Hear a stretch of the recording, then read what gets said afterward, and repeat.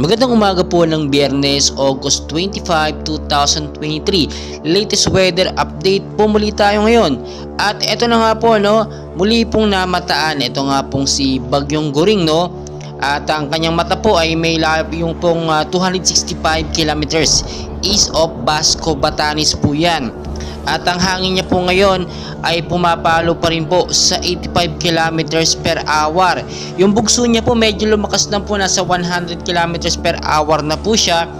Pa northwestward pa rin po na kumikilos po sa bilis po na 10 kilometers per hour. So ngayon po makikita nyo mabuti, apektado po ang bandang Central Luzon sa Metro Manila. Nakakaranas po tayo ng malakas na pag-ulan sa bandang Metro Manila. Ang iba nga pong lugar sa Central Luzon ay nakataas na po ang storm signal number 1. Dahil kung makikita po ninyo sa paglipas ng mga oras, mas lalo pong lumalakas ito nga pong tropical storm or Bagyong Goring.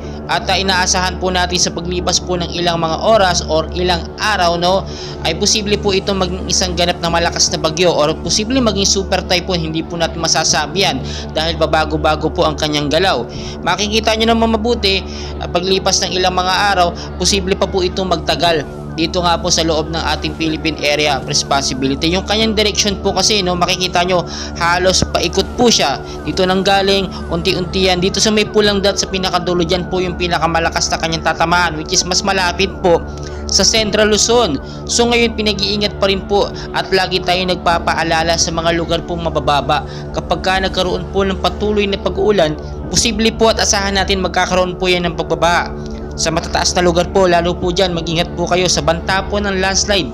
Kapag ka malakas po at patuloy ang pag-uulan, lalambot po ang lupa at asahan po natin posibleng magkaroon ng landslide. Maging I'm ready po tayo sa mga posibilidad na mangyari dahil kahit po asahan natin may mainit na panahon sa umaga, expected natin yan sa hapon at sa gabi uulan po yan. Makikita nyo naman sa ating pinaka-live radar, meron pa tayong binabantayan na dalawang active low pressure area sa labas naman po ng Philippine Area of Responsibility. Pero wala po itong direktang epekto sa ating bansa, So hindi natin yan papansinin.